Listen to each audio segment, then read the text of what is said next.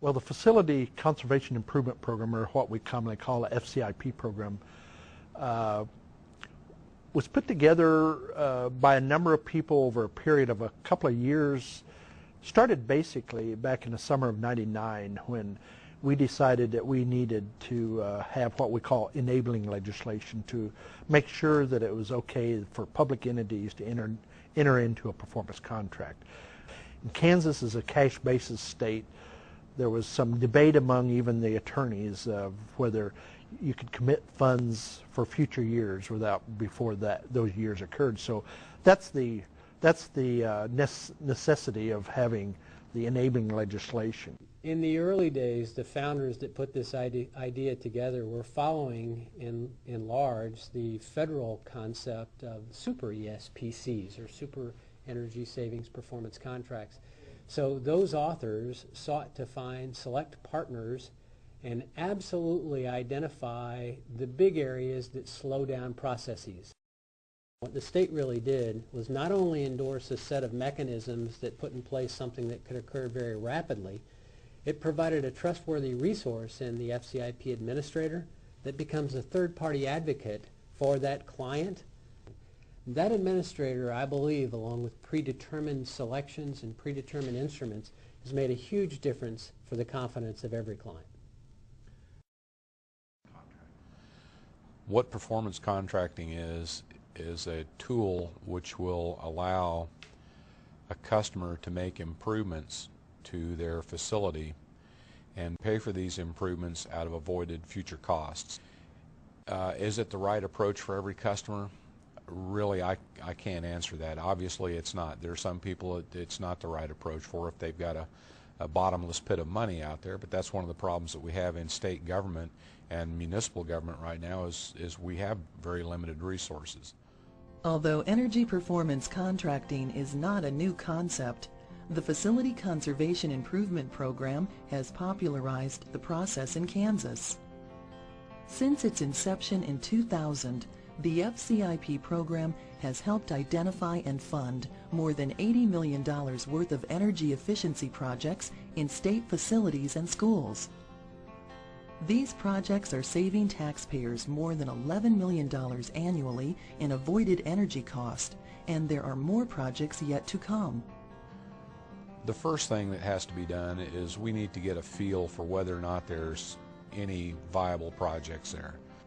I'll go out and meet with the customer and get a sense for how much they're spending, what their costs per square foot are, and how much their gas per square foot, their electric per square foot consumption is on an annual basis.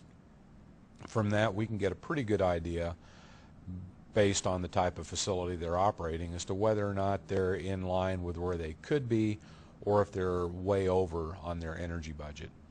If they are way over, then the next step is to engage one of the performance contractors that we have on our contract with the state, or ask all four to come out and prepare a preliminary audit. One of the first to undergo a preliminary energy audit was Fort Hays State University.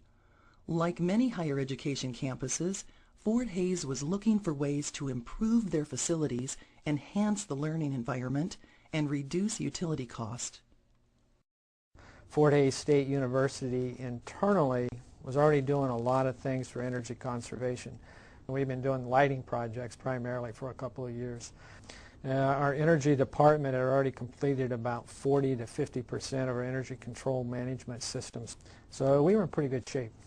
So when the Facilities Conservation Improvement Program was developed, and then when they did the state contracts with the ESCOs, it really was a wide open door for us to take advantage of some of those opportunities. We called up a couple of the ESCOs and visited with them about potentials for our campus, and they did pretty extensive analysis of our campus, and we came up with a plan based on those analyses. And the entire package, the $4.8 million package, is paid for by all of our energy savings. And again, this just opened the door with the resource that we needed, manpower, equipment we needed, and the funds we needed. For us, it was a win-win situation. If we're not putting the money into the energy, it allows us to put the money elsewhere, into academics or our classroom upgrades or other things. So we didn't see any ways that we could possibly lose getting involved in this program at all. So going this direction is, if not the only way to do it, is absolutely a great way to do it, or maybe the best way to do it. Recently, the state of Kansas expanded the FCIP program from state agencies and universities to all state and local entities, counties, cities, towns, and schools. This expansion means 301 school districts, over 600 cities and towns, as well as 105 counties now can participate in the program and utilize energy performance contracting.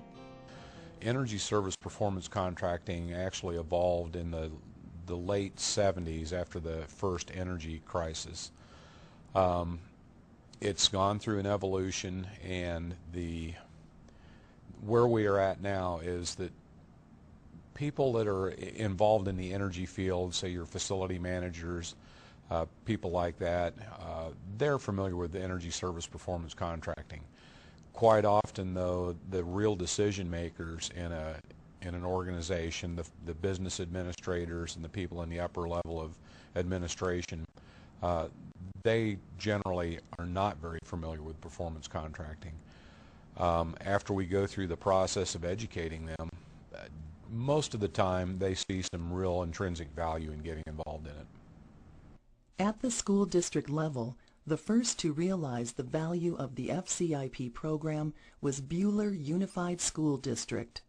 The FCIP meeting I attended, it was, I think, about a year ago. I think it was early June, and we went to Fort Hays and met with Dale Worley and with Jerry Van Allen from the Kansas Corporation Commission. Again, the ESCOs were there too. The energy service companies had representatives from each one there. So it was a good meeting to talk about how this would work, because rightfully so, they expected us to be skeptical, and we were. But they answered a lot of questions there, and then when we went back, I contacted them later about being interested in it, and we got a lot of information in a hurry.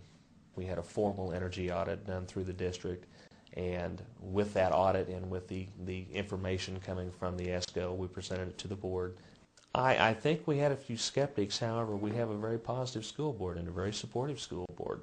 One of the questions that I received, probably the second time I approached the board about it, was, why aren't we doing this already? Isn't this fantastic? If we can come up with a way to pay for a project through our savings, shouldn't we be doing that now? How long will it take? They were very excited about doing this. They couldn't wait to get involved. I don't know how other boards work, but we just couldn't get into it fast enough. Well, once they found out how this program really worked. The energy audit itself was the key. The energy audit provided the ability to say, this is contractually what we can do for you, and that streamlined the financing tremendously.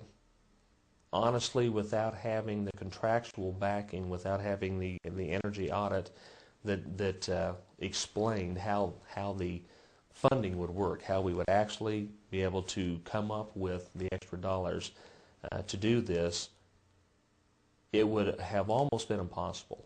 So this program creates the way that we can do that. It has allowed us the ability to use our savings. They're contractual. We know what they are. We're guaranteed these savings, and it gives us a way to use that savings to pay for a capital project, a large capital project.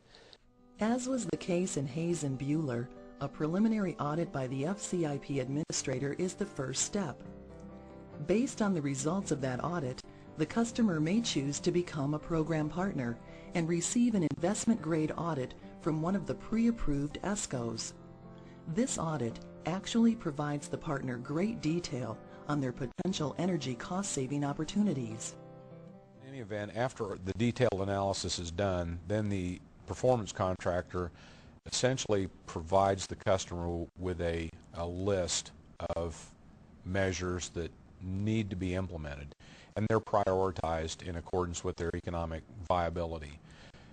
At that point, we work, the customer, myself, and the ESCO work together to develop an end product, a list of those projects that they want to include in their performance contract. We work out a project that's going to suit the customer's needs and it's going to pay for itself. Then we go to the next step, in which we actually go out obtain the money by one of the private lending agencies, and begin to implement the project. It all adds up to changing the way Kansas government agencies, municipalities, universities, and schools approach energy decisions. Across the state, FCIP success stories are starting to multiply. While energy projects have been hindered in the past by budget limitations, officials are finding they no longer have to defer energy improvement projects.